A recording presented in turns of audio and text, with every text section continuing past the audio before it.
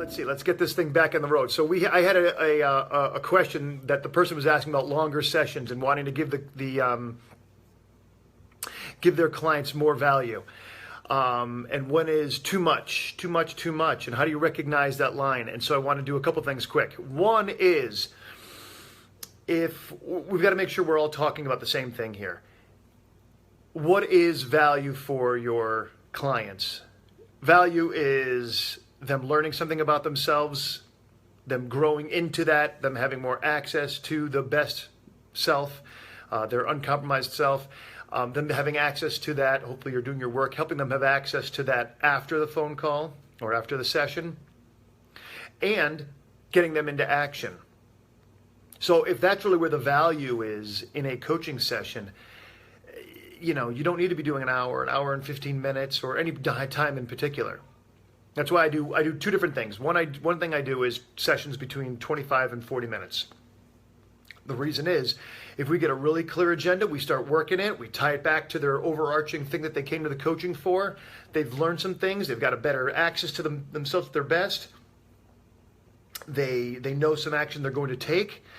And get out of here. Go do it. Call me later. What do I care? If we're 25 minutes in and you've hit a home run, get out of here. Go do something with it. Make it a part of who you are. I almost said ingratiate. What's the word I'm looking for? Integrate it into your life. That's integrity, by the way, right? Integrating. That's integrity. So yeah, go do that. Oftentimes what coaches do, though, is the longer the session they give, because they think they're going to, they don't want to, they get goofy about their money and they think, oh, well, I'll give them more time. And what happens is they do worse coaching over a longer period of time. So instead of doing coaching that's rigorous right away and gets you right into it and addresses the issue right up front, and then finding out where the resistance is or the challenge is or the real work is, they just kind of float around and create nonsense and don't really go deep and for a long period of time. And then the last 20, sometimes 25 minutes of an hour-long session, as an example, the coach starts really getting focused and really starts getting clear about what we're doing, and then we start going. And the last 35 minutes has been essentially a waste. So we don't want to do that. So the question of value I've already addressed. So the longer the sessions, what else is this person asking? When is too much? Well, you know what? You can just feel it.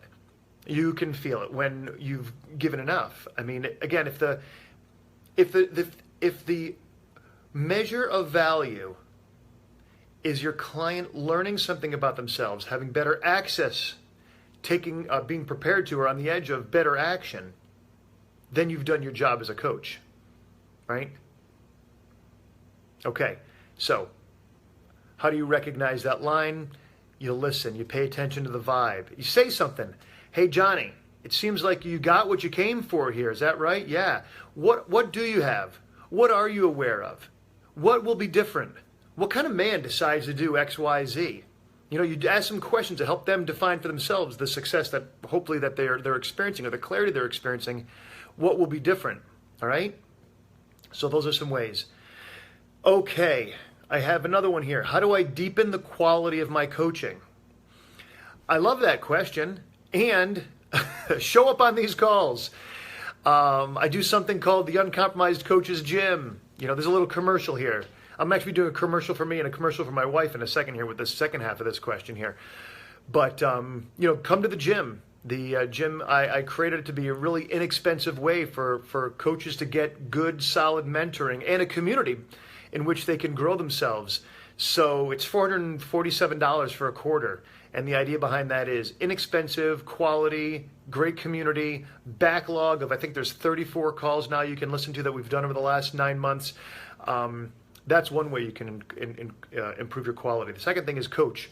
Coach and coach some more. Coach everybody. Be coach-like in your marriage. Be coach-like in, by being curious. Integrate these skills in who you are. Now, that doesn't mean stealth coach people. If you're trying to coach people into doing something and you're doing your little slicky moves there with, asking questions, that it's going to feel so weird. People are going to feel done to. It just doesn't work. But be coach-like in that you hear someone say something and you care enough about who they are and what they're saying and what they're wanting. And so you might articulate back, hey, you said you wanted to go to the market. Is that really what you want to do right now? Because you got a kind of a look on your face like you're going to punch somebody out. that's just getting used to saying what's going on, to saying it, as I say, and getting curious, helping to draw the best out of people at any given moment. That's just good communication skills. So practice those. How do I deepen the quality of my coaching? Be coach-like. But like I said when I first started answering the question, is coach a lot. Now, the thing is, you want to coach people who really want to be coached, who want to show up for the calls, who are coachable, right? So they're hungry to learn, coachable in the old sense that we used to say probably in the 80s or 70s and 80s and all the way up until coaching became a thing. So, how do you attract clients? This person acknowledges that I often will say that, look, I'm not the business building coach, which I know a lot of people want, but I'm not going to misrepresent myself and tell you stuff that doesn't work. However, my wife, who I've mentioned before in these calls, built a six-figure income in less than a year, and she does help coaches find out who they are, what their sort of niche is, their tagline, and set them on their way. But one of the things that she says, and she just did one of our Uncompromised Coach Gym bonus calls, in which she said, look, this is a sales. You're in sales. If you're a coach, you're in sales, and you've got to get used to that. And so in terms of building clients, you've got to get used to the fact that you're in sales, and you've got to be having conversations, and you've got to want for people, and you've got to ask, and let's see, what else do I want to say about that? You want to help people get in a place of resonance, no different than you would if you were coaching them to take powerful action in their lives, right? If I'm going to coach you to get what you want in a particular area, I'm going to help you get in touch with, so to speak, you at your best, and help you stand like it, breathe like it, feel in your body and emotions, and begin to access this place that you may do regularly but you can't always access, or that you just never touch, and I'm helping you be introduced or reintroduced after a long period of time to. And the more that you get comfortable here, the more that this is sort of integrated into who you are, the more natural this becomes, and it becomes a natural state from which you live your life, or your client would live their lives. That's no different than in the sales process. I mean, you want your client both to have a relationship with the pain that they're in, or what they don't want to live anymore, and the pleasure, the value, what's possible. And you begin to show them both of those things. One, you're demonstrating some good coaching skills, but two, you're helping them make a powerful decision. Because a lot of people, they want the coaching, or they want the widget, or whatever it is that you're selling, and then they get skeptical or weird, or they kind of hide out or kind of push it away. And your job is to help them make the decision from the best part of themselves, regardless whether they want in the coaching or not in the coaching, but you want to help them choose from the best part of themselves. Okay? I hope that makes sense. Okay, I think it does. This one is a humdinger. All right. So this comes from a coach who has a client who has had a spiritual awakening recently. And this coach, his client is a longtime yogi. Okay. And this Buddhism, this yogi, this wisdom culture is a central piece of their coaching. Well, recently, the coach watched a series of tweets pile up on their client's account where this spiritually awakened being was mocking people in the food court, saying where they were, mocking them for, eating crappy food and saying that they deserve it. And, we've all been there, right? Like, I deserve this piece of chocolate cake. I've worked hard. So apparently this person was doing that, the person with the spiritual awakening.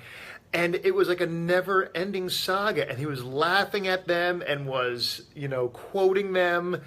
And the coach said, basically, what do I do? And I get it. I mean, it's a really funny situation that it's such an egregious, voyeuristic, but done in public, so it's not it's sort of a weird situation. What I would do is, what I hope I would do is say, again, we'll use Johnny. Johnny's our client. Hey, John, listen. I was on Twitter the other day, and I saw you, reel off a whole bunch of tweets about these people in the food court. Oh, yeah, wasn't that great? Wasn't that funny? And I'd say, well, no, dude, you're talking about being all spiritually awakened and Mr. Yogi over here. You were talking about people behind their back, mocking them, laughing at them. You were getting lots of likes and retweets and all that, but that is the exact opposite of what you talk about and how you want to be. It was crap. Like, what are you doing? And hopefully at that point, John says, oh man, I never thought of it that way. Which, if you've got someone who's awakened and then, enlightened at all, typically they'll just, yep, you're right. And occasionally they're going to, so a client's going to fight back and say, you know what, no, you're just being this and that, and it's not a big deal, blah, blah. Well, coach, you got to stand your ground and know what you know. Because you know as well as I know, mocking people, talking, laughing at them, come on, we've all eaten the food late at night because we've needed a little bit of comfort. We've all made silly mistakes or, done stupid things that we regret, in our lives. And we'll do it again. And, our work is to keep removing those qualities from ourselves and keep restoring ourselves, keep recovering back to ourselves to live what we think is truly an uncompromised life. And so as long as you are solid and you know that, there's no reason that you've got to back away from that, or no reason that you've got to do anything but come really straight at your client and let them know what time it is. Because they don't get to be, a punk, and they don't get to live foolishly. You don't get to do that. So call it like it is, stand strong, and help them live the very best of who they are. The rest is nonsense. All right? All right. Peace, everybody. We're going to call that a talk for now, and I'll see y'all next week.